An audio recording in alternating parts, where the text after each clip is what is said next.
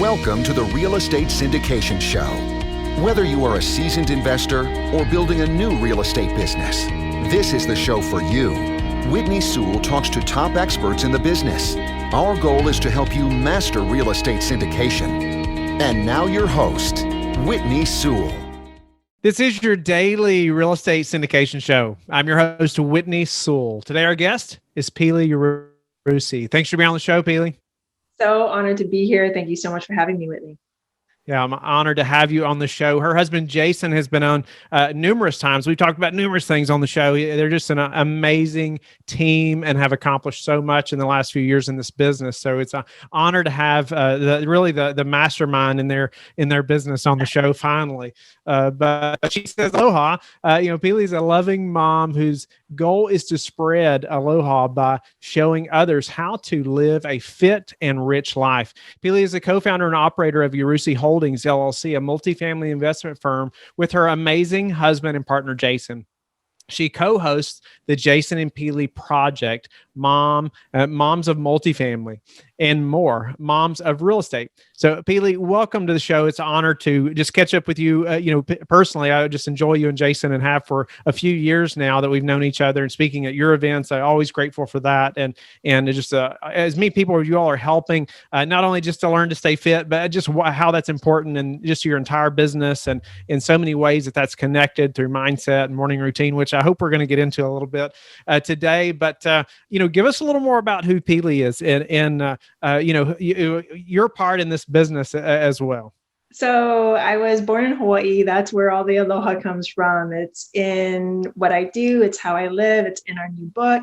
It's everywhere. And it's what I strive to be. I strive to live a life of Aloha. So that comes from Hawaii. I'm going to skip a few years to 2013 when Jason and I first got pregnant with our first son, and we decided we didn't want to be in the restaurant business anymore. And his family has been in construction for years. So I got my real estate license. We got into flipping. We got into wholesaling.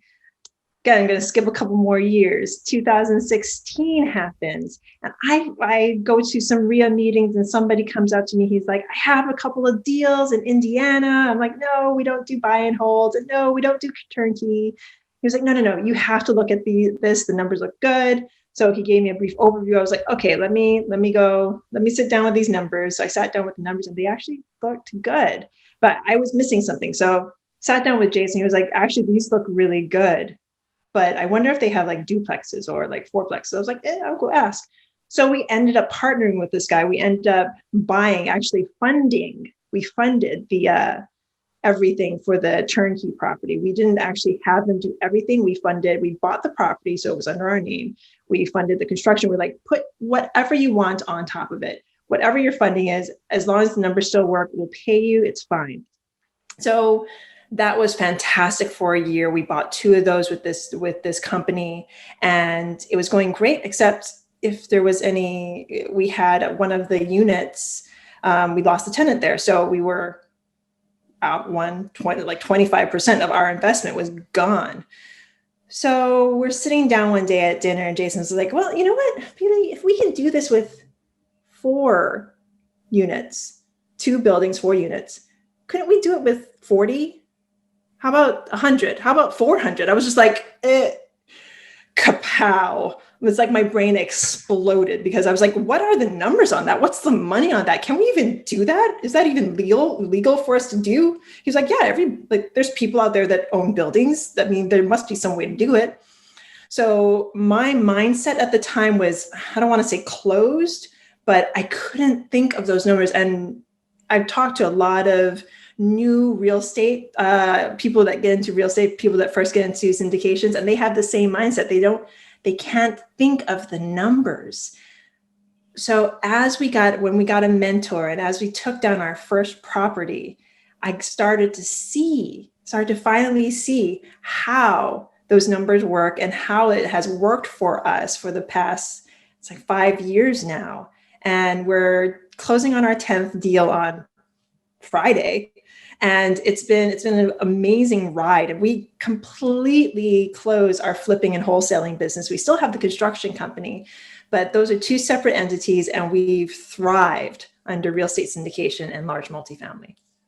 Awesome. Well, congratulations on closing on your 10th deal this Friday. That's incredible. It's just been a neat to see your all's journey and some deals you all have been working on.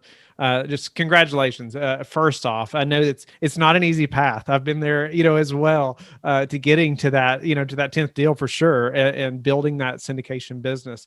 Let's talk about that a little bit. And because I think many of the listeners are attempting to build their syndication business as well, or, learn from people, from expert operators, like yourself. And so, I'll back up just a little bit and say, you all did many different things in real estate. You bought, you got into the 4 unit, and then eventually it was, I love how you said, pow, it's this like moment where, wait a minute, maybe there is a possibility that we could do this at a lot bigger scale. Right. I was very similar to that. I heard the word syndication and I'm like, what in the world is that? But then it was like, okay, this makes a ton of sense, and just sold everything else and said, you know what, we're just focusing on that. And that's what we did. And so it sounds like, that's what you all have moved towards as well. Focusing on that in the construction business, but, you hired a mentor. Can you speak to that a little bit, and just the how you selected that mentor, and just how crucial was that to your success, getting to the 10th deal on Friday? That is an amazing and fantastic question, and one that I love to answer, because a mentor, especially in the large multifamily space, is key. Could Jason and I have done it by just watching YouTube or just all the free content that's out there? Maybe, but we wouldn't have had a teacher that could guide us, that could connect us, that could be there for us when we had the questions that we couldn't answer. That's why you get a mentor. That's why you have somebody that you can go to ask the tough questions. And sometimes it's questions that you wouldn't have even thought of asking other people, asking brokers, asking your lawyer, asking whoever. That's why you get a mentor. They up-level your life, and they fast forward you throughout their journey and take you through their journey and everything that they're going through. And they allow you to basically stand on their shoulders. So a mentor was key to get. How do we choose one? There were, I would say, 4 or 5 that we were looking at the time. And we did our due diligence on them, like anyone, because these people are part of our tribe, are part of our team. We hadn't learned that at the time. But creating your team in large multifamily, especially if you're doing it out of state, is key. And a mentor is top on that team building. So we were looking at a few, and we interviewed a few and talked with a few, and we ended up going with Joe Fairless. Joe Fairless is an amazing mentor. You can look him up. His portfolio is enormous, but his strategy and the way he taught worked well with Jason and my mindset. I was able to learn learn through him the way I learn. And then Jason was also able to learn the way he learns through him. And that is key when you're looking for a mentor. Find a mentor that you can learn from. There's so many out there now. And we talked to many, and we are actually good friends with a couple. We talked to Jake and Gino. We've asked them questions before, and we've dove into their book and their systems and processes. And Jason's actually talked at their conference, and we've dove in with many, many mentors. And don't be afraid to pivot when it comes to mentorship. Because sometimes you've learned enough from a certain mentor and you need to go to someone else to learn more. And that's why I love tribe building, like getting to talk to you, Whitney, or getting to talk to any of the people that we've had on our podcast, or in the friends that we've created around us. It's just been like, that is also mentorship. It's the people that you surround yourself with. It's key. No doubt about it. I put so much stress on having a mentor also, and picking the right one, like you said. A couple of things that were important to me was that I had direct access to that mentor, and I wasn't like, under this, like, and it's not always a bad thing, but for me, I wanted that direct access, and that I wasn't like under another layer of coaches, under that main one. And I wonder if that's something that was important to you all. Very, very important. We had direct access to Joe. That's how we actually we modeled our mentorship program around his. We don't bring in other mentors or other people under us to take care of our students. We use his tactics. And I mean, we have his phone number. We can text him. We can call him up. He's a busy man, but he will pick up for us. We can email him. He emails us back. We actually asked us for his tips and tricks for actually getting out our new book, because he has like millions of books out there. He's written 2 books that have done amazing well. And he and Theo put together this whole synopsis for us and sent it to us. And they were like, here you go. Now it makes it sound like this mentorship was free, that I could just go to him whenever I wanted to get whatever information. I did pay him for this. Because he is worth it. It may seem like he was able to just throw something together or answer a question like that. And you're just like, well, you just have this information. Why don't you give it? Well, no, because it took years of study, years that I cannot even fathom, because it's another person's life. He's put this time into it and he's giving it to you. So with any mentor that you get, expect to pay something, whether it's time, whether it's money, whether it's your own intuition and your own expertise.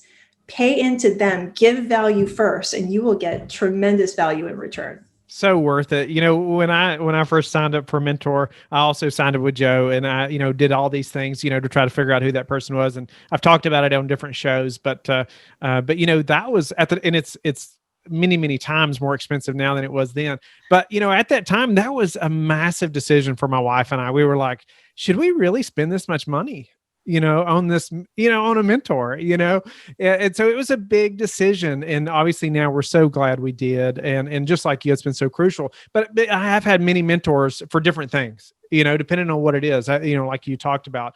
Pili, I know you are an expert though in some other. I want to pivot just a little bit because, I want to talk about your book, and you and Jason have become just experts in just like mindset, morning routine, and staying fit, and all the, these things that I think are all intertwined with somebody that has a successful business, a lot of the time. Not everyone that has a successful business, has a 6-pack.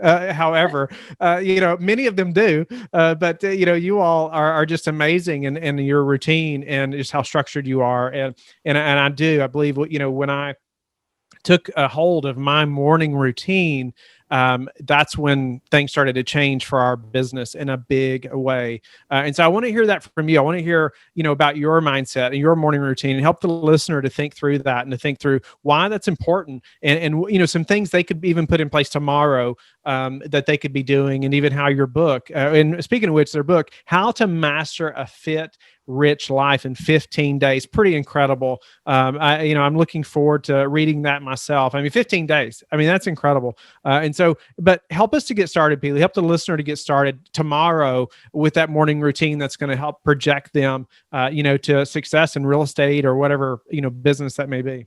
So I can give your listeners one crucial tip right now. It's something I've been thinking about, especially this climate that we're in. It's your choice. No matter who's in office, what's happening with the environment, what's happening even in your house, what's happening to your kids, what's happening to you. You have a choice. I'm actually working with this woman on her fitness and health, and she's going to go in for knee surgery in like 10 days from now. And I'm just like, you know what? And she was like, Pili, but I can't do everything that you do. I was like, and I can't do everything that Jason does. I don't run 100 miles. I support him in it. He comes to me and says, I'm going to run 100 miles. I'm like, okay, babe, it's done. It's done. Let's get you there. I'm going to go for my first marathon. My first marathon, folks. I know by association, you all think, if you know me, that I run thousands of miles. I do not.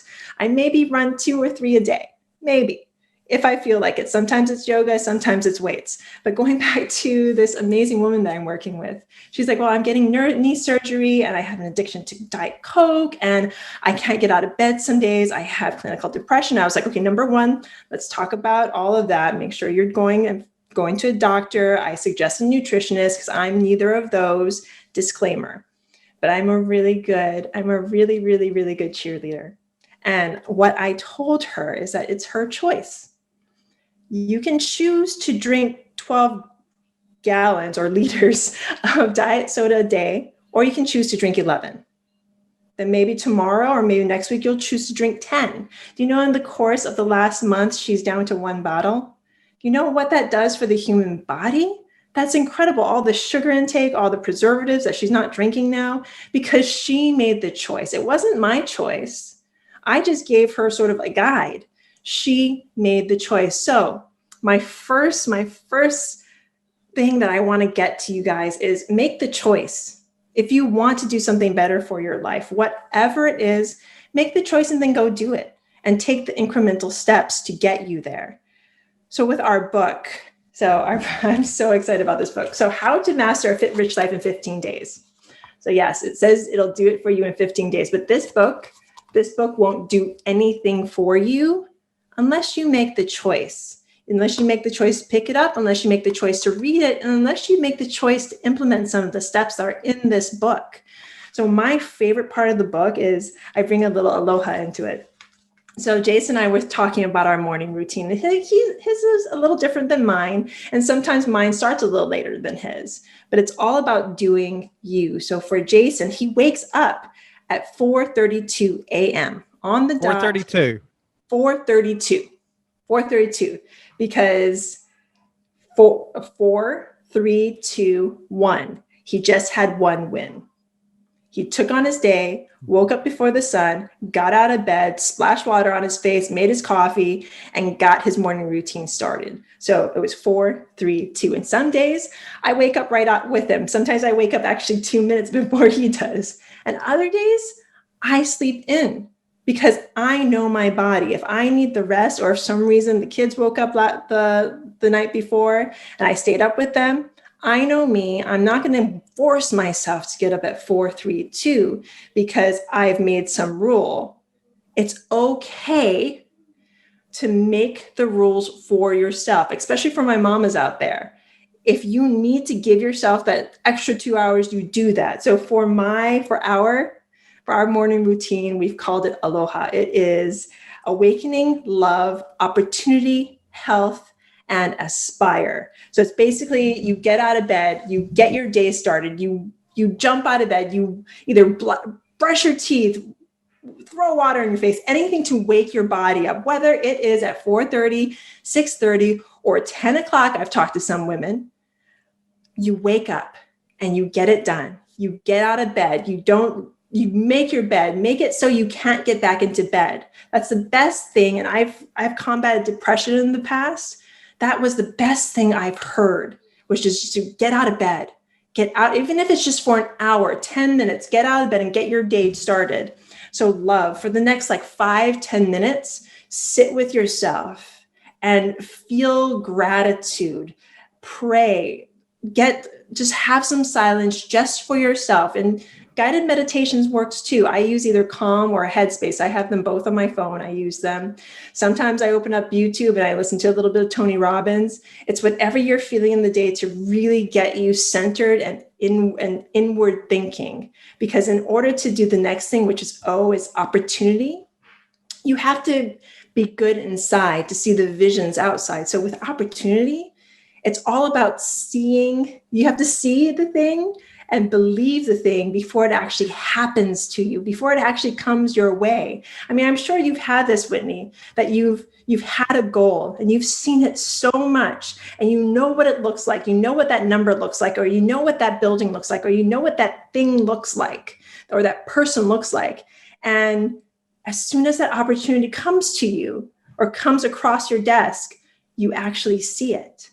But what about all those opportunities you didn't see because you weren't in the right mindset, that you weren't really reaching, or you woke up thinking, oh, it's just going to come. I don't have to see it. You have to see these things. You have to have a vision. I was just in a conference with what's his face, Bigger Pockets guy. I was Brandon. Yes, Brandon. So I was in the conference with Brandon Turner, and he was talking about how he got into large multifamily and syndications. He was on a trip. He actually went to Joe Fairless's conference, best ever. And he said on the plane, he wrote basically this disrotation that he put in a large poster board, and he looked at it. And that man scaled from nothing to 1,000 units in a year. So he has the base. I get it. But the thing is, he saw the goal and he knew where he wanted to go. So he got there. So the next one is health. And, I love talking about this. So Jason and I have used different programs. We've jumped into different, just things that we do every day, whether it's run 100 miles, whether it's do 1,000 push-ups, whether it's do 30 push-ups a day. We take our time and we get moving. So that's us, though. For anyone else that's out there, and if you say, okay, well, I haven't really been doing anything for the last few months. I actually just talked to somebody yesterday that he used to be a karate genius, but he hasn't done it. I was like, well, why don't you just throw on YouTube and do something for 5-10 minutes? And then next week, do something for 20 minutes and then 30 minutes. Or if you want to do marathon, why don't you go walk around your block first? Again, it's incremental things to get yourself to the goal that you want to get to. So the last one, and we talked a little bit about this before, it's aspire. It's about reaching for more. And it's about surrounding yourself with the available lessons, with the available people that you can create your tribe, and surrounding yourself with the positivity that should come with that. If you're surrounding yourself with negativity and bad things like diet soda, or you're making those things available to you, then chances are those are the things you're going to reach for. If you're surrounding yourself with bad news or clickbait, those are the things you're going to click on, and those are the things that you're going to watch. If you surround yourself with positivity, good books like my book, or podcasts like Whitney's, then chances are that's where your mindset's going to be. So again, that's ALOHA. And that's how we start off our mornings. And that's really the crux of the book. That's like the heart of the book. It's about choosing every day when you wake up to have the best day of your life. Love that, Pili. I love that, just the being strategic about your morning routine. So many of those things there, I'm like, okay, I am doing that, or I'm doing part of that. I'm not running 100 miles at once. I know that. But you know what? I do believe that if I wanted to run 100 miles, I believe I could train to do it, but I don't want to. You can, though, if you wanted to. See, the thing is, Jason wants to. He likes that. That's right. If it's not something that you want to do, there's another. Jason talks to this more. You have to find what your 100-miler is, whether it's a marathon, whether it's taking down a huge syndication, whatever it is, you take it down. No, that's awesome. Yeah, your 100-mile. What is that for you? It may not be running 100 miles, but it could be this big object like that seems so undoable, right? Maybe at the time. But what about, one specific question for like you and Jason, though, just as this husband and wife team, you all are just amazing and how you all do this together. What does that time look like for you all in the mornings? Is there time that like, Jason and Pili get to spend time together, or is it like your own separate morning routines? Then finally sometime throughout the day you get to talk, or, what is, when, do you all have time that's like, okay, this is our time to connect and just to talk about the day, or our business or our kids or whatever that may be? See, that's why I need to wake up with Jason, because when I do, we do get that time. We actually sit together, we do our meditations together, and we turn to each other and we ask each other about how we're going to handle this day, how we're going to take this day on. The night before, we usually look at our calendars just to make sure, okay, this is happening, this is what we need to take care of. But the thing is, Jason, I also know, even though we have everything streamlined, even though we have our systems in place, we have our calendars, stuff's going to happen. And the thing is, as long as there's communication between Jason and I, and we take that moment, nothing's going to explode. When things explode or go, quote, wrong, it's when we don't communicate. So that's an excellent question. And we do take time every day, whether it's in the morning. If that doesn't happen, we make sure either he sets me aside or I set him aside, because we do have the kids at home right now. We set each other aside and we just either open up the calendar or take a few moments just to be together and to acknowledge. So often, I think we stop acknowledging each other's presence, if you know what I mean. Mm-hmm. It's like we're just doing this rotation of, okay, another day, another grind, and the communication drops, and then other things start dropping. And this is coming from my past lives, and then also from other women and men that I've talked to about this. Why communication, why relationships drop is because, like you said with your question, you don't take the time to communicate and connect with who should be the person that you're building your foundation, your house, your empire on. Going back to how you said it's your choice. I've always loved that thought process, because it is a choice to sleep in or to not, or to read that next book or to not. It's your choice. And some people choose to do it and some don't, right? But most have the capability, but it is a choice. What holds most people back from making that choice that you find, Pili? What's that thing that they need to do to say, you know what, I can do this, as opposed to just all those limiting beliefs that say, that's not me? That's a great question. The reason why people don't make the choice is sometimes they don't believe that they have it, because and it can be a really, really bad circle that they just need to break through themselves, or have a therapist break through, or have a friend help them break through, or a mentor break through. I mean, we all have it. We all have these circles that we go round and round in. I just listened to a podcast, Brian Buffini, and he talks about homeostasis, how we all want to be in this state of calm. We want peace. We want to live the good life on the beach and all that stuff. But, once we get it, we want to go do something else. We have this drive, and that's us not wanting to be out in this circle, in this, I don't know what to call it, but you need to break that and make the choice and know. And this comes back to surrounding yourself with people that inspire you to aspire to greater things.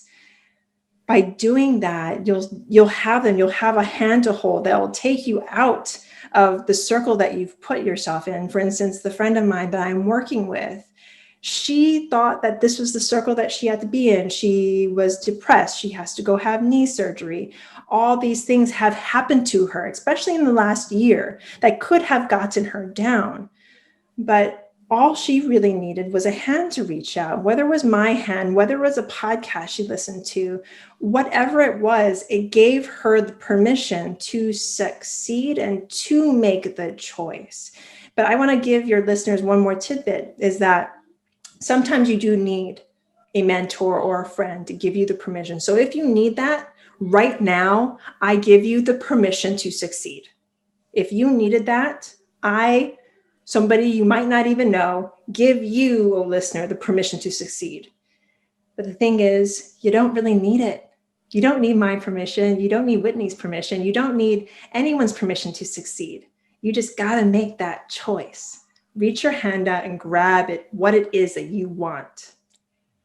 I know for me, when I first started meeting people that were buying, 100 unit complexes, and started learning about the syndication business, and they'd only been in the business a short time, I was like, well, wait a minute. If they can do it, I can do it too. And that helped me to make that decision, okay, I can do this.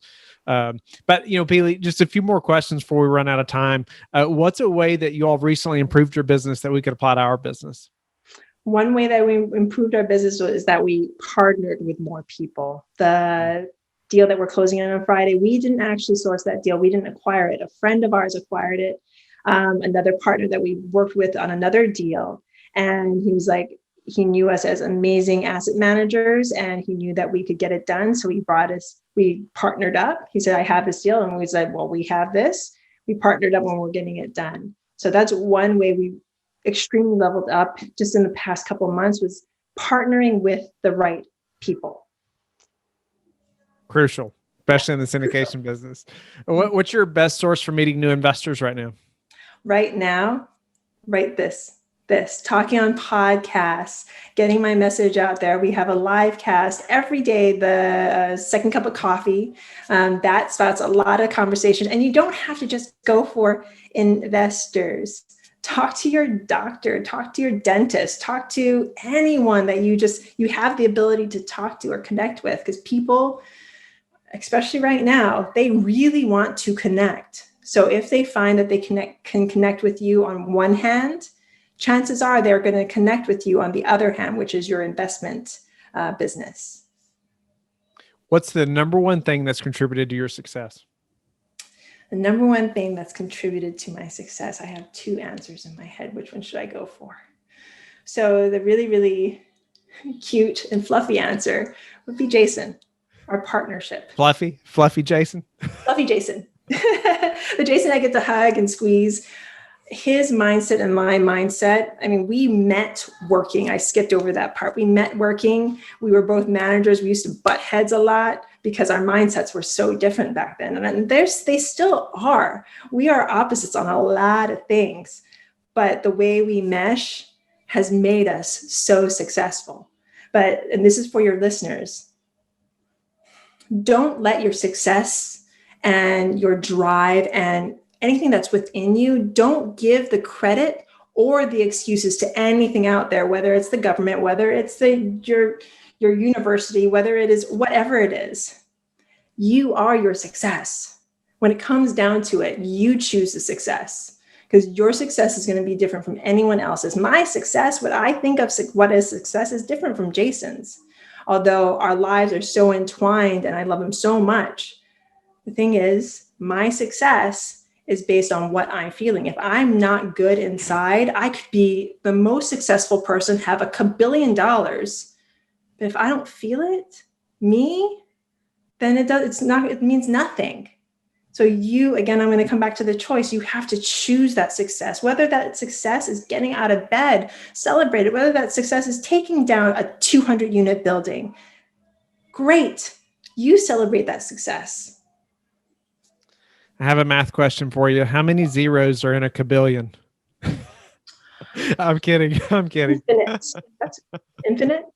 No, you just say kabillion. I was like, wait a minute. How big is that number? No. Pili, how do you all like to give back?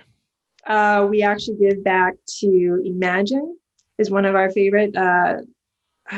Okay, so Jason lost a lot of his childhood friends growing up. He lost a friend when he was 13, and then he lost his girlfriend when he was 17. And this program, Imagine, and one of his good friends, one of his mentors at the time, really helped him, lift him up. It's for children and parents who go through a big loss. So we like to give back to that group a lot.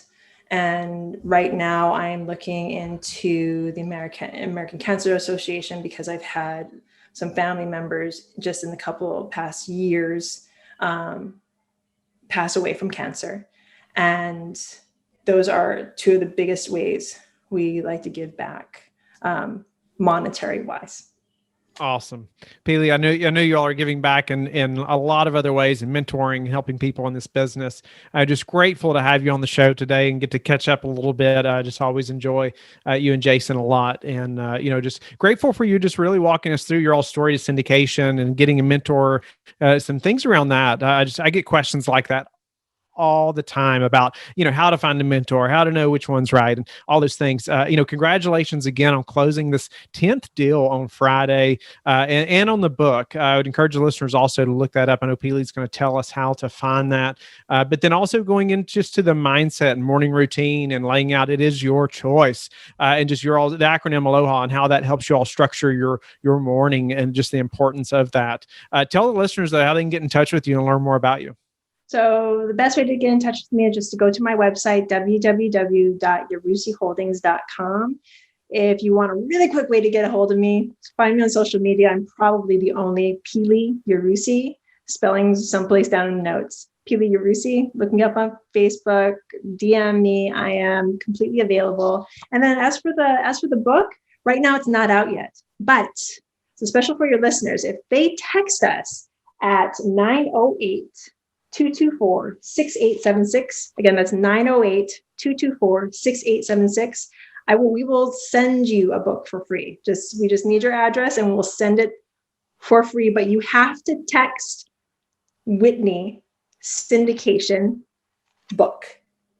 and we will send it to you for free. Whitney Syndication book. We'll have that number in the show notes. Thank you for listening to the Real Estate Syndication Show, brought to you by LifeBridge Capital. LifeBridge Capital works with investors nationwide to invest in real estate, while also donating 50% of its profits to assist parents who are committing to adoption. LifeBridge Capital, making a difference, one investor and one child at a time.